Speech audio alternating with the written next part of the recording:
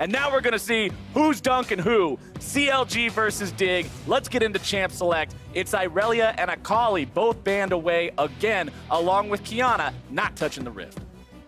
Yeah, no surprise there. I mean, it's pretty funny now, too, that two of the most talked about champions for solo laners in the current LCS Scrim meta are Qiyana and Rumble. Two of the champions that Dignitas / Klutz Gaming made their name on last year, combining for huge victories.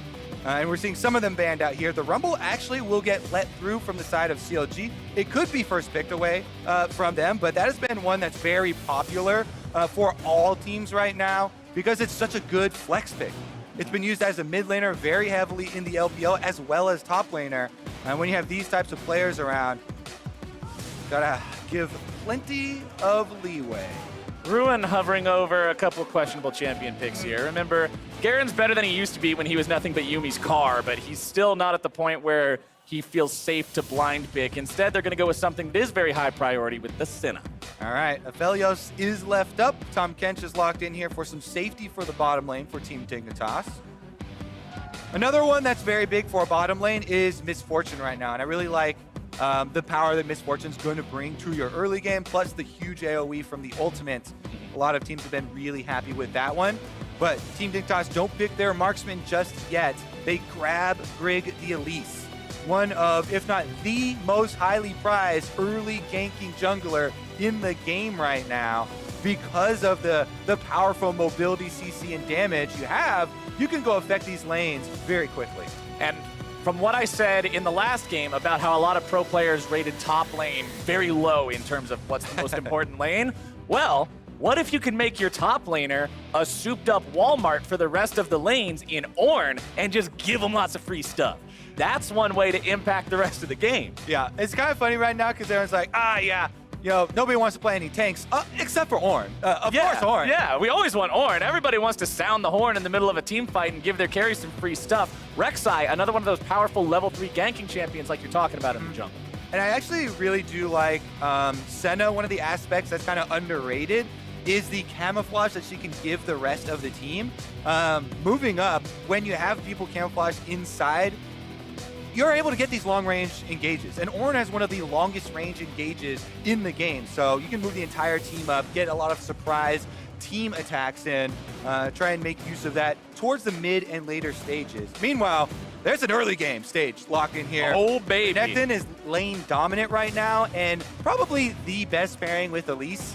Your stun makes it so easy to land Cocoon, and you can kill pretty much any champion in the game at level 3. If you have Renekton stun into Elise Cocoon, there's enough damage behind that. Plus, if that doesn't work, you can tower dive or tower dive their buddy and reset aggro. I mean, this is what happens when you see your opponents lock in something that's going to scale crazy like Ornn does. You either say, all right, I guess we're playing the scaling game, or you pick something to beat them up with. And Renekton is the definition of a beat 'em up champion. Second phase of the bans kicking off now. LeBlanc and Kennen banned out by Dignitas. As CLG says, you know what? 5 guns is 4 too many. Get Aphelios at him. And I expect probably a Misfortune to follow her way there. If it was a Misfortune, then what, maybe Caitlyn is kind of close up there as far as the power. Varus is a very strong laning support as well, or laning marksman as well. I'm going to take him out of the hands of Johnsun. Well, Johnson's going with the Ashe. Also strong. I was talking to Zale about this earlier, though, also, and he was really feeling the mana nerfs that Ashe got a while ago as far as spamming out the volley in lane. Still, I think, extremely good, but you have to be a little bit more conscious about your mana pool and managing that. Ashe still brings, of course, the ultimate, the iconic arrow that's going to get you engages, and you can use that towards the mid stages of the game to really push it forward.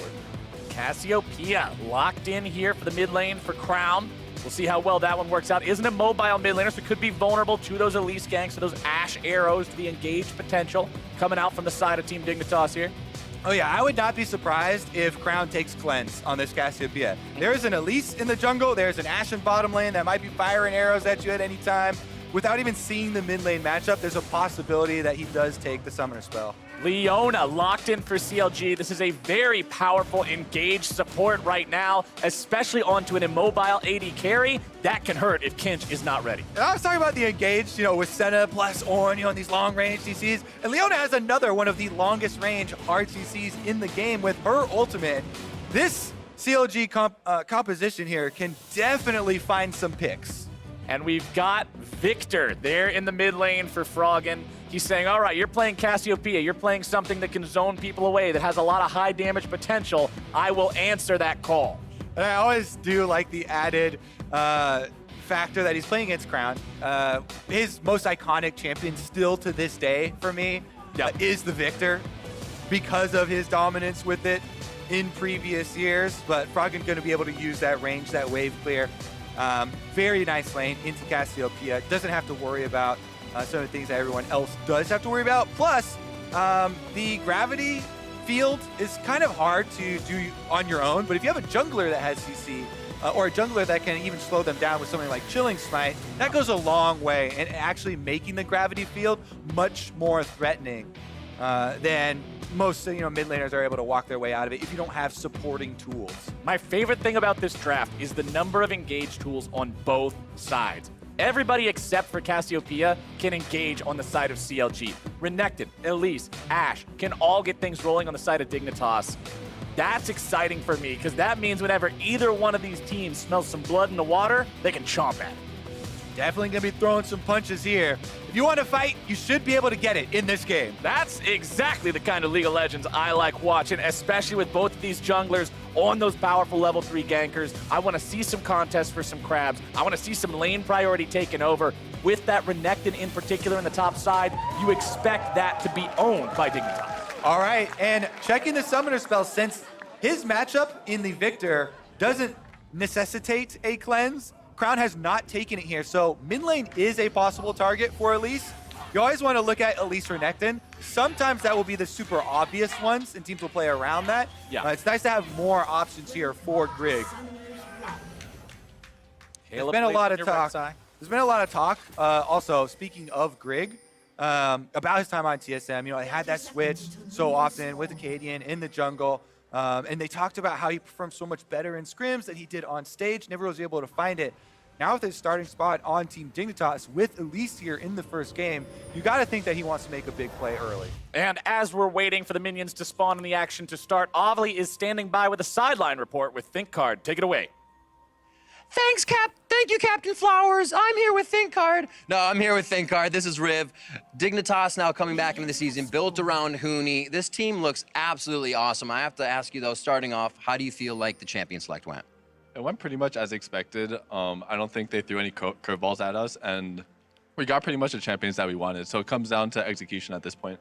Very cool. And then looking at the members on this squad, ThinkCard, Huni, Froggen, Aphromoo, so many big, happy, smiling personalities. What's the camaraderie like on this team for everybody just around the house and every day? Honestly, everyone's getting along really well. Everyone's joking at each other, teasing each other. So I'm really happy with everyone coming together, and we have a lot of try-hard people on the team. So work ethic is definitely not an issue. And final question as we start getting some action here. Johnson's now on this team, like I said, amongst all of those big mentalities and play styles. How's he fitting in with the team? He's fitting in nicely. Like I said, he's joking. He's making fun of Huni sometimes. So he's definitely finding his place. Awesome. Very cool. ThinkCard, thank you very much. Back to you guys. Gotta love the back and forth between the pros and rookies alike, seeing these guys have that camaraderie to be off to a good start here in week 1. And some further history for people who, might not recognize Johnson's name. He did play a little bit in Academy with TSM Academy for a while. He did lose the few games that he played with them. But I also reached out to Peter Zhang, his former TSM Academy coach, to ask how he thought he was going to do on the big stage. Because, of course, you're always worried about new players on a big LCS stage like that. Will they get nerves? Will they be able to perform on stage? And Peter wasn't quite sure because he actually hadn't had him in that many games in Academy either, but he was fairly confident that he would fit right in since he knows a lot of these guys from solo queue and has been playing. I think he had maybe 4 accounts, was it, in the top 50 that he was able to get up there, all with different variations of the name. That's 4 more than me. Either way, top side, you can see the Renekton. He shoved this wave up. He moved into the enemy jungle. He placed down a ward. And this is what CLG and Wiggily in particular is going to have to play around for the entirety of this game, at least during the laning phase, is knowing that Renekton's going to have that kind of priority and knowing he will have that type of control over this top half of the map. And one of the big things why people say, oh yeah, I won't play tanks, but I'll play Ornn, is that Ornn actually has decent trades early on, but mostly it's for the scaling, for the extra items that you're going to bring in the river. Bottom side, we're gonna have some blood nice and early here, and CLG will take first blood, grabbing the pick onto Aphromoo. Yeah, they're not giving up on that scuttle. They bring up Smoothie and Stixxay very early on, and this is one of the things where you're not listening in onto the comms, but they talk specifically about being very vocal early on. Wiggily makes a lot of those early calls, and Smoothie talks frequently, so they're able to collapse, they're able to make the first jungle move here. Aphromoo and Johnsun head up through the river, but they get flashed on. No hesitation from Smoothie there. Lands a flash E with the Leona, and they take the kill. And you mentioned in Champion Select how CLG was able to climb up to 4th during Summer Split. So much of that was off of Wiggly's play, making this team succeed and finding avenues to make plays like that. And I have to say, people are also a little bit worried, oh, is there going to be a problem with the 2 Koreans on the team and the communication? That's always a worry. But you can see Crown immediately falls up. If you follow up, you flash Miasma on the ground, they can't flash away. Yeah. So it's really about that combo, not allowing any sort of escape for Team Dignitas, and that allows CLG to get that first blood. That sort of suffocation and CC brings CLG up to a few hundred gold ahead of their opponents here nice and early. Of course, it's too early in the game for it to really lead to much more other than a scuttle crab, but it is nice to see them jumping on those opportunities. All right, now, from Team Dignitas' perspective, 3 flashes were just blown, all for first blood there. So you have 2 areas that you can try and attack. The Leona on the bottom side, she's very tanky, but she is a melee champion, and sometimes you are able to get her in a longer lane down on the bottom side. Or, of course, Crown, who offensively uses the Cassiopeia flash, is another target that we talked about, Elise being able to attack. And remember, Leona had her Eclipse changed a while back to be flat damage reduction instead of as much armor and MR, which means that Aftershock is actually more effective on her than before because you're not just overpiling on armor and MR now. It's 2 separate sources. Separate sources always stack better than having just one source made really, really high. Very, very deceptively tanky at some points in the game. Also rocking that new skin, which I really like those because who doesn't love giant robots? I'd have to agree. I'm like, who doesn't love giant robots? Yeah, Oh, everybody. I'm trying to think. If I can think of anybody, I Godzilla? probably wouldn't hang out with him. Yeah, probably Godzilla. I wouldn't hang out with Godzilla. He just wants to destroy buildings and stuff. All right, Wiggily wants a repeat gank on this bottom side, but Dignitas playing safe. They're able to scout it out. All right, Wiggly's not going to make any sort of crazy aggressive move here just yet, but he is going to continue to hang around this bottom side, starting up the Drake. These Drakes are easier to kill early on with Rise of the Elements. They're not as tanky, not as sturdy as they used to be, so it's pretty easy for junglers to take them down nice and quick. 6.5 minutes into the game, looks like this will be Earth Drake for CLG. And they're super easy to take if you have a Cassiopeia come from mid lane and add that extra DPS there.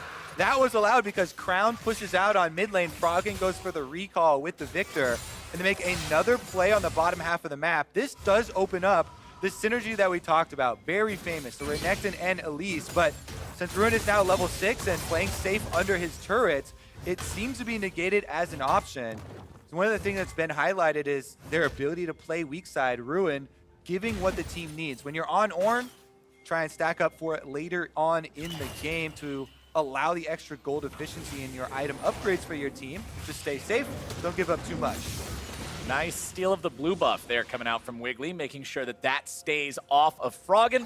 Means it's going to be harder for that Viktor to spam the wave with the powered up E to constantly try to shove that Cassiopeia in.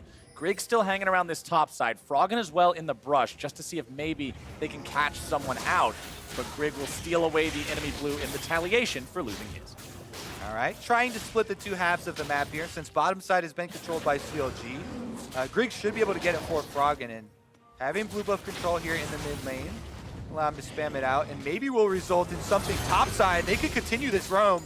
It's an ult coming out from Huni there. Will they go all the way in? It's a 3v1. Yes. Ruin's gonna have a perfect horn here, but the Ram just wanders off into the wild blue yonder, and Froggen will cash in on that play. Yeah, that's a quick spoiler to that one. If you have 3 members surrounding you, are they going for this dive with Elise? Yes, and he's dead.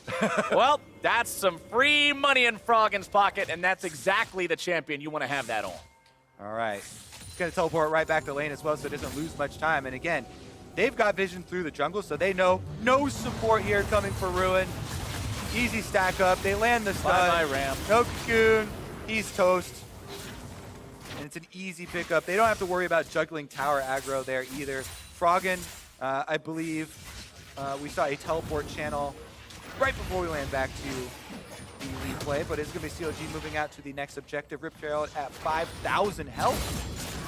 And everybody's here. This is 10 people for Rift Herald #1, Flowers. And you saw Smoothie throw out the attempted engage there, also turning on the Eclipse, getting ready to try to go for this. But now Crown's looking to turn it on, and here we go. CLG starting off the fight. Grig barely getting himself away. CLG still pushing forward. So many low health bars on the side of Dig, and Johnsun is already dead. Crown takes the kill, and CLG take the fight. The timing on this one is key, Flowers. The flashes for Wiggily, Crown, and Smoothie are all back off cooldown. Well, another synergistic play as everyone flashes forward once again. Crown starts out with the AoE ultimate to slow them down. They get the single kill, but Dignitas, they've got the revive, and they're back here. Rift Trail takes so long that he's able to revive, and they're heading back out onto the map. CLG should be able to pick it up, though. Grig is half HP. This is so dangerous to try to wander up into this.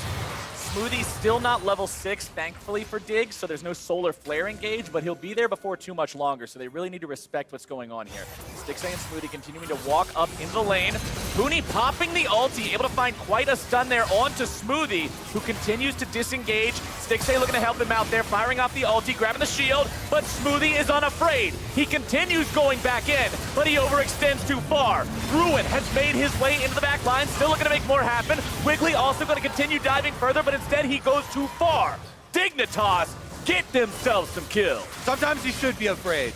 2 kills now gone over for CLG as they try and turn that one around, but they sustained too much damage too early on. I don't think they expected the 4th member of Dignitas to be there, and that is Dig striking back, punishing the offensively blown flashes from CLG. They know that while Smoothie just was able to get that kill for CLG by offensively going forward and starting to engage, he's got nothing to get him out on the receiving end here. So the stun goes up, and since CLG make the call with the teleport to turn this around, they actually go for the kill onto Grig, but it is a deep Elise and there's no damage to follow up. So Grig goes into the repel, turns it around, gets the execute onto Wiggily, and that is 2 back in the pockets for Team Dignitas. CLG thought they were the bamboozlers, but instead just got bamboozled themselves by the extra man from Dig, and that means Dig now sit at almost 1,000 gold ahead of their opponents. Stixxay and Smoothie now sitting up here in this top side. Smoothie with that ultimate ready on the Leona. You've got to respect that if you're Dignitas.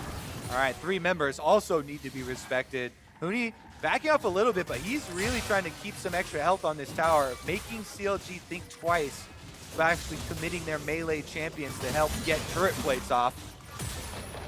Still 2.5 minutes to take those plates. They fall at 14.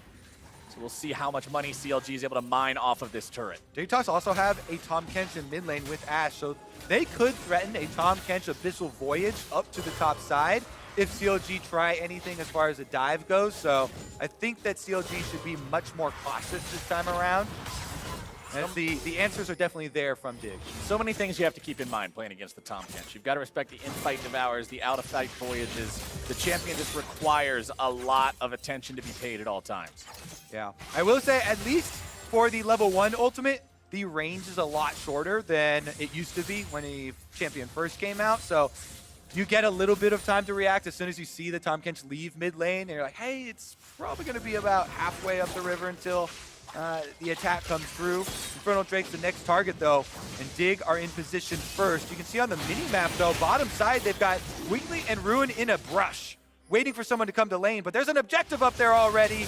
Nobody's going to lane. Not much longer. That objective is taken, and the Cloud wins quicken. That means we're going to see extra movement speed zones around the red and blue buffs on both sides of the map. Setting up for a play that's not going to happen down in that bottom lane, Yeah. Flowers. Yeah, well, can't win them all. Their hearts are in the right place. Their champions just weren't. All right. Dig pretty happy to get that Infernal Drake for themselves and even it out. And honestly, even though CLG do have one of the rare tanks, 2 of the rare tanks actually, this is probably one of the most effective use of Mountain Drake that I've seen in a long time. A lot of compositions nowadays don't have that many champions that are building full defenses, but CLG might get a decent amount out of those percentage buffs. Meanwhile, pretty much everybody happen to have Infernal. Finally are able to get some money out of that Rift Herald for themselves as well. And CLG draw a bit closer in that gold exchange. Yep, a nice use of Shelly, just shy of taking down that tier 1. And like you said in the first game, close but no cigar doesn't cut it. The first gold bonus, the first turret bonus, excuse me, of gold still up and on the table for either side. Froggen and Crown getting into a bit of a scuffle here in the top lane as Froggen expends the ultimate. Crown not having to use anything out of his arsenal. Still waiting in that brush. Might try to slither around the alcoves, make some sort of a sneaky play. Froggen's calling for the team. Look at that mini-map right now. Oh, they're ready. 4 people moving up.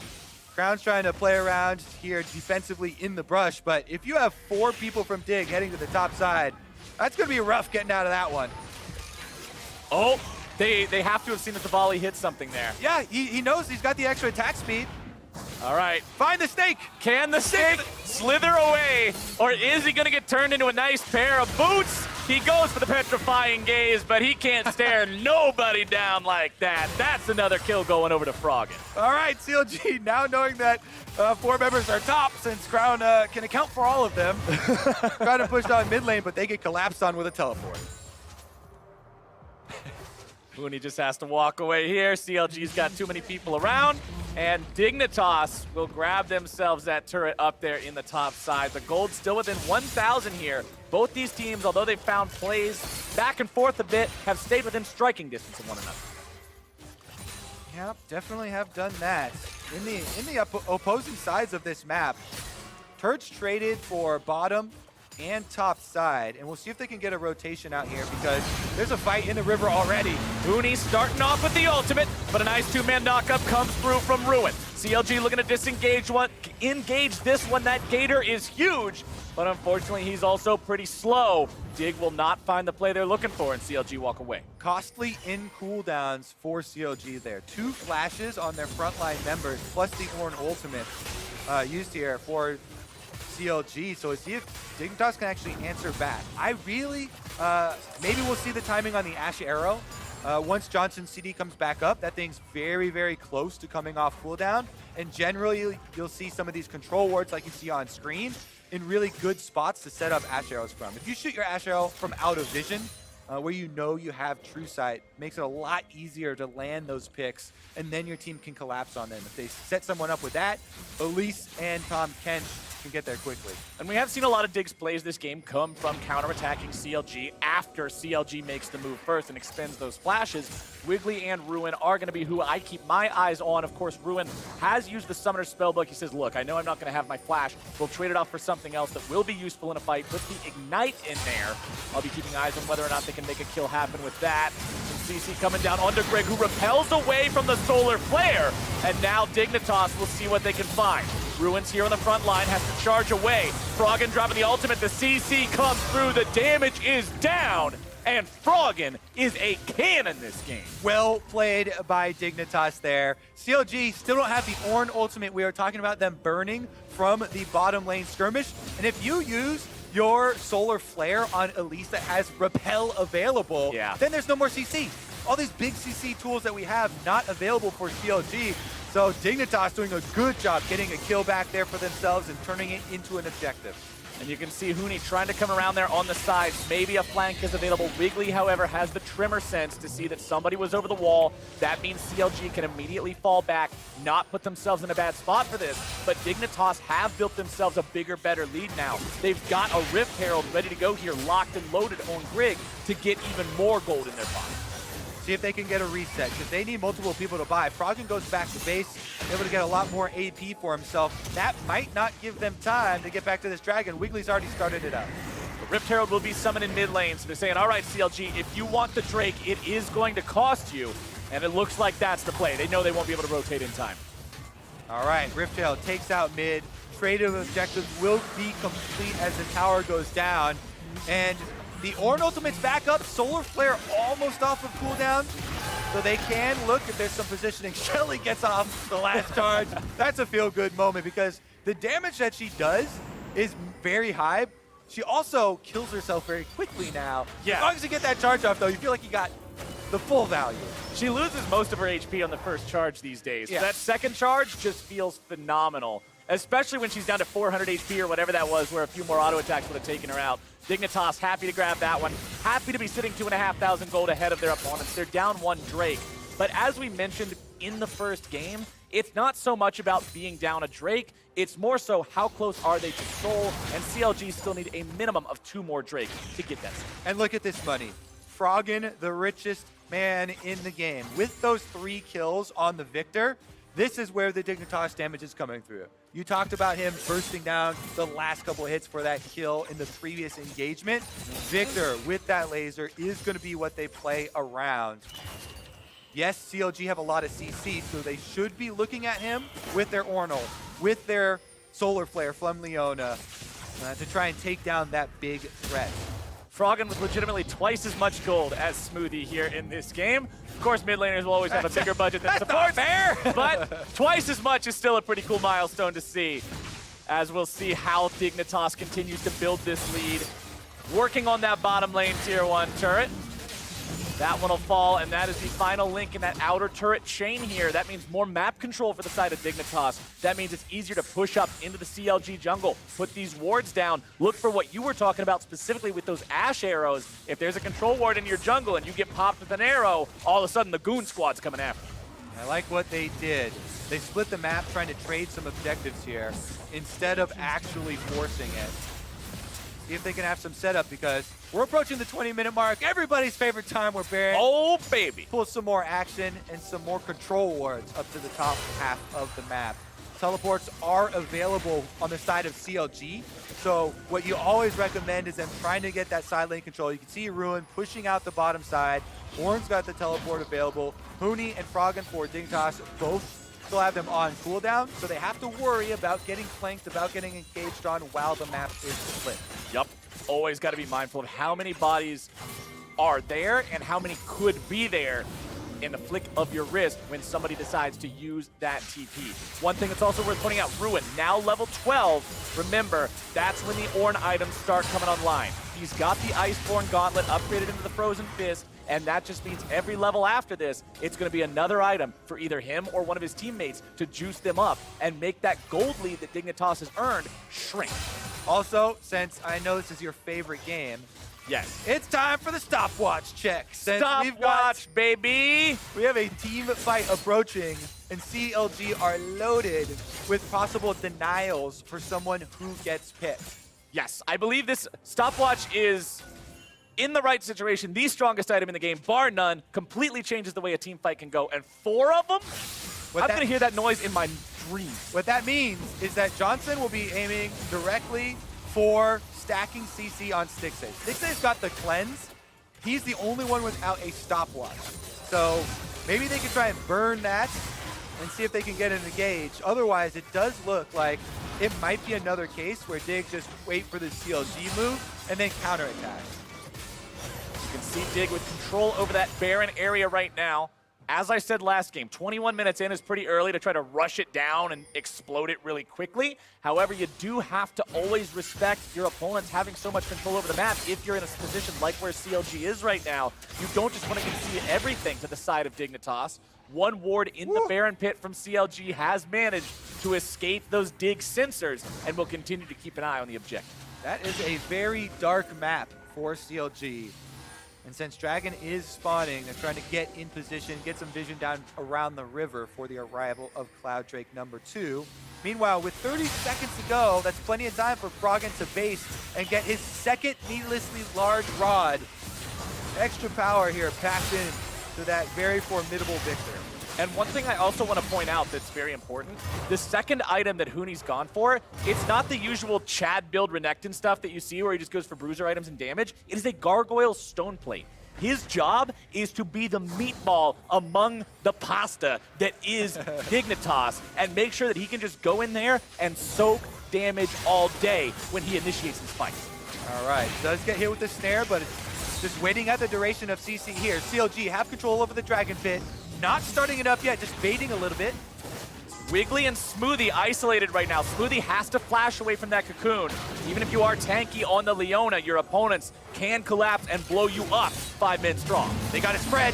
All right, it's Ruin initiating things. He's able to find a knockup 1-2 there with the ultimate, but Smoothie's got to be careful. He and Crown on the opposite side. Huni going to be taken very low, even with a stone plate. His HP is dangerously dwindling as CLG will manage to keep the enemy front line low enough to take control of the Drake pit for now. Dig not willing to surrender it here just yet. CC coming down. Smoothie going to be taken very low, having to go into that stopwatch to survive the Chaos Storm. Smoothie barely hobbles out. TP comes in from Huni, and it's control over the Drake pit for Dig, and they will take that Drake. Nobody dies in this. Let me account how well that was played by Dig, though. They disengage, and they keep Huni alive and give him time to go back and use the teleport. That is all about CLG using their openers with the Ornn ult, with the Leona ult, not being able to find that kills, and Dignitas not fighting afterwards. They just delay around the dragon. Since Wiggily got low inside that dragon pit, tanking it, he eventually had to exit the dragon pit. And Team Dignitas are able to buy time for Huni to teleport back with full health. Dignitas also reaching into the toolbox, pulling out the hammer, bang, bang, bang, blast one of those stopwatches. That thing's broke. Only 3 left to worry about here for the next team fight. Of course, those are still on 3 very important members of the side of CLG. Second Ornn item also coming in now. Ruin getting that second item in inventory means he is able to upgrade it for himself. Remember that first level Ornn does get 2 to upgrade. He just didn't have the other item in his inventory to juice up just yet. All right. Those needlessly large rods have been combined into the death cap, Captain Flowers. 2 sticks makes a hat, and that hat means you got to be sweating if you're on the side of CLG. All right, once again, it is going to be about how do they continually avoid those CC layering abilities from CLG, though. They were able to do it in the river, but for how long? Because if that combo does land, it all comes crashing down. Oh, here comes the Ornn Horn! Wiggly's gonna be taken low, goes into the stopwatch to stay alive. Froggen is chain CC'd, he's nearly taken down, but the cavalry has arrived. The shields will come down, and a double kill for Froggen. Froggen survives. For how long, Captain Flowers? Well, a little bit longer, I guess. About a hot minute. They avoid the initiation of CLG. They turn it back around. Froggen fights his way out of it. That's now 5 kills to the Viktor. They don't waste any time. Teleport him right back from base and up to the Baron. It's a day of mid laners here on day 1 of Spring Split, and I am loving it so far. Froggen going to be continuing to zone CLG away with those lasers, with those gravity wells. Grig wants to come around from the side, see if maybe there's an opportunity to make a flank. Still 1 dead on the side of CLG for another couple seconds. However, he does have TP, so Dig don't want to start up a Baron here or anything too risky. Exactly. That's the thing to keep in the back of your mind. If the one champion who has died is a champion with teleport, then Baron starting is much, much riskier. So Dignitas, don't take that opportunity for a possible throw. They'll just reset and try and get Froggen up to the Lich Spade that he's worked for. Well, if you thought the damage wasn't enough already, wait till you see those enchanted Lich Bane Qs blow 2/3 of a carry's health off. It is so difficult to deal with if you're ever within range of them. Let's take another look at how this fight happened. So Froggen was harassing Wiggily down, then Wiggily flashes in for the knockup. Ruin trying to follow with his own ultimate there, but because Froggen was able to gain distance and then got the shield off of his Q, he survives here. No damage left to finish him off. With a Rek'Sai and an Ornn, they just were unable to take him down in time. And the arrival of the rest of the Dignitas members means we arrive now towards the mid lane. Oh, stun coming down there. Johnson's able to start this fight off. Smoothie gonna be tanky now with a Gargoyle Stone Plate. Huni looking to keep Dignitas alive by front lining. Goes into a stopwatch of his own. Ruin's also gonna be kept alive there with a stasis. Both sides backing away. Huni once again just escaping by the skin of his teeth from these fights. Close one there, and they're gonna both retreat, lick their wounds, heal back up in the fountain. And with so much AoE here, so much wave clear, that's just going to be a standoff. And then we're going to continually fight over control of this Baron Pit area until that finally breaks. Big CCs used, not too many cooldowns here. Ruin does have to flash out though, I believe. So that is going to be no flash on Ornn at least for the next coming fight. Well, all the get out of jail free cards that we've had in this deck so far have been exhausted with the stopwatches being broken in all these fights. Only 1 remains on Crown. Grig does have a fully completed Zhonya's Hourglass, so he will be able to use that pretty much every fight. But that means that when you get caught for real now. No more buying time, no more getting yourself away and trying to bait your opponents in. The consequences are more dire than ever as we see Dignitas step up into the CLG jungle. This does feel like a Dragon Soul game as well, so both teams really want to get this third dragon just to set them up for Dragon Soul. It's about to arrive, and Dignitas have been able to push out the mid wave. See if they can get it without giving up too much priority over the Baron. CLG can always threaten to trade that objective. Dignitas Doing just that. They've got to be ready for this. CLG are starting it up, and they've got no fear, it seems. Crown still hanging out behind the rest of the squad, making sure that if Dignitas does a hard engage onto the Baron Pit team, he's able to be that special unit off to the side, ready to come in and clean everybody up. But it's not going to happen just yet. CLG recognize this is a dangerous situation to be caught in, and they want to back away. Yeah, decent amount of damage sustained by Wiggily, but it was also an Ash Arrow used by Dig, so both of them with a few resources used. Can Huni get out of this Baron Pit after taking the ward? Doesn't look like he wants to stick around to find out, because CLG are moving in on it. But I do like this. Grig soloing down the Cloud Drake. It's not particularly difficult to kill for an Elise that has the items that he does. And this will put Dig on soul point for the next Drake. It means CLG must stop them. I like that. Soul point. Yeah! Coming up here for Dig. Let's see if they're going to be able to... All they have to do until that point is just defend around the Baron. Now the pressure of possible Baron play is actually taken off their shoulders because they have so much more priority around the dragon than CLG do. And remember, with the way the new Cloud Drake Soul works, it is 10% movement speed at all times with a massive movement speed bonus for 2 seconds after you use your ultimate. For champions like Ashe, for champions like Renekton, for champions like Viktor that all want to pop their ult and then immediately follow up, that can be super daunting to have to deal with in a team fight. Yeah. This could be a really big thing if Dig's able to grab it here in 5 minutes, but we will have to wait to see what happens between now and then. CLG still about 3,000, 4,000 gold behind. They're not completely out of this game. You've got a Cassiopeia scaling up. You've got a Senna that's farming souls and getting more and more range. And we can't forget the Ornn items are still being filled. Exactly. This game is not suddenly going to turn into a Cloud9 TL game where it ends extremely quickly. This is going the long haul, Captain Flowers. Both teams settle in, ladies and gentlemen. Buckle your seatbelts. Get ready to go. I expect we'll be watching this one here for a little while longer. Baron bait here, trying to be set up by Dig, but CLG not taking it. They've got the Scuttle Crab for themselves, so there's no reason to venture into any of those rush in the jungle.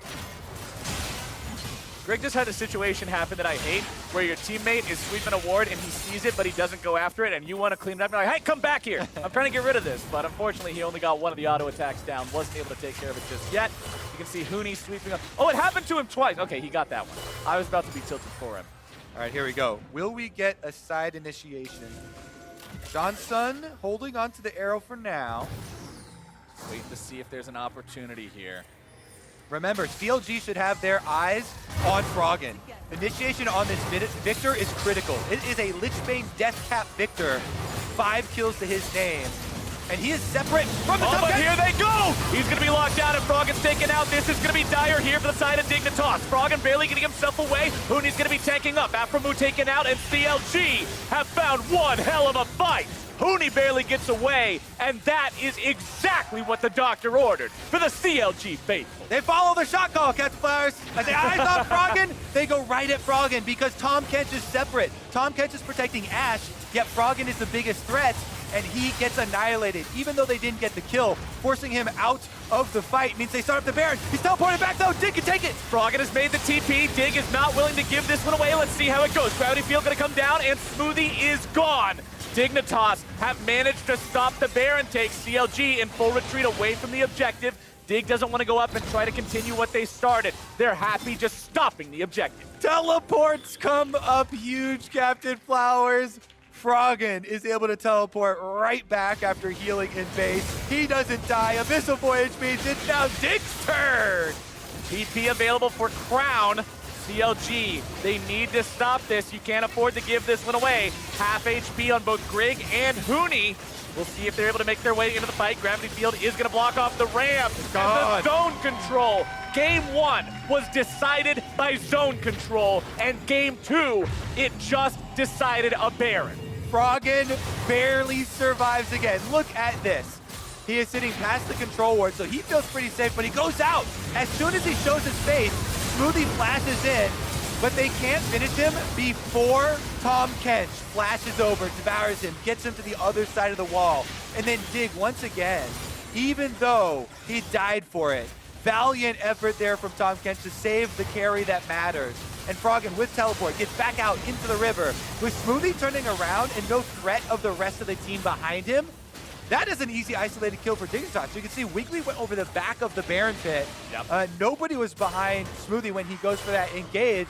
So it is a quick turn and burn for Team Dignitas. They arrive to the scene of the crime. They take that kill and they will take that Baron. And now 30 seconds until they could take that soul that we were talking about before. The Cloud Drake about to spawn. Dignitas wearing purple across the roster here. They're powered up, they're ready to go. They can enchant the minion waves to be that much stronger and give them priority. CLG have to decide, is this worth fighting for, or do you yield soul? It's gotta be so difficult right now. You can see Grig goes, pops the plant. He's gonna get into the pit and they're gonna try and burn it down. CLG moving into the river. Huni grabbing a stun onto Smoothie. That's some damage coming down, but Huni's gonna be careful now to not overextend himself just yet. Ruin firing off the ulti, only gonna find the knockup onto Huni, that Gargoyle Stone Plate. Doing a good job keeping this top laner alive, keeping him healthy. Dig, going for the Drake. CLG with Wiggily over the wall, looking to potentially fight for it. Smoothie's into the back line, the redemption comes down, and Johnson's grabbing the kill. The Drake's gonna be taken very low. It's secured by Wiggily! The soul is not gone yet!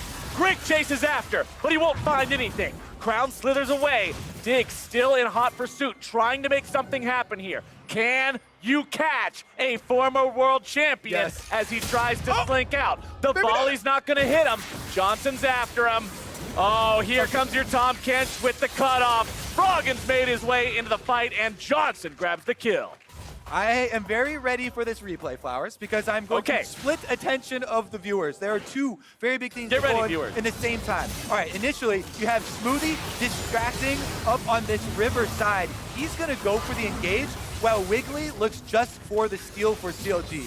I thought that Dignitas completely had the upper hand here, but they do get split, and there's a reset of the dragon. Smoothie goes in on the top side, but Wiggily will go in towards the dragon pit, and he tries to threaten. So Huni and Grig both panic. They go on this dragon, and it resets back to the middle. The spike comes at 38 health from Wiggily, and then same tunnel he took to get in there is able to take on his way out, allowing for them to actually stall the soul. But because they only had 2 dragons, it's not a big prize for them. Dignitas, during our replays, have laid destruction to the base. Both teams are now on soul point. Next Drake will determine who manages to claim it.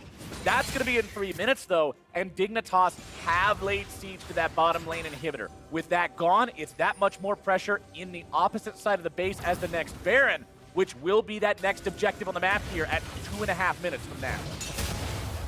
Okay. All right, let's recount everything. Let's collect our breath a little bit, take stock of the situation. Where are we? If you're CLG, you're 7,000 gold down. You are hiking up a hill to get there. But remember, that gold lead is deceptive, as the Ornn items are worth about 1,000 gold apiece. So with 3 of those in their inventory, it feels more like a 4,000 gold lead for the side of team. Definitely true. One thing that they really have to worry about, Stixxay right now has nothing as far as survivability. So the Senna is very vulnerable. No flash. For a little bit longer, no cleanse. You know, the cooldown on that summoner is very short, so should be up pretty soon. But Stixxay has to play the most careful of the CLG members at the moment. Dignitas are on the warpath. They've already opened up the bottom side of CLG's base. Middle is an exposed inhibitor, and they've got control of the map right now. So all they have to do is try and push in. If Froggen remains deathless this game, they're going to win. This Viktor can put out so much damage, and his positioning and his play in these fights where he gets pressured has been so good at not going down, that Dignitas should be able to continue to move it in and use that extra wave control. And as you're talking about flashes being important, the teleport for Froggen. Remember the last fight, although they zoned him out and won the fight initially, because he had TP and was able to follow up, it means your win means nothing. You can't get anything with it. Froggen's got that ready to go here again. Solar Flare comes down. Froggen's not going to be caught out just yet. Grig having to go into the repel. Smoothie's going to be tanking everything up here on the front line. Grig walks himself away, and the Chaos Storm is shredding some health bars. Grig's going to be kept alive there by Azonia's Hourglass.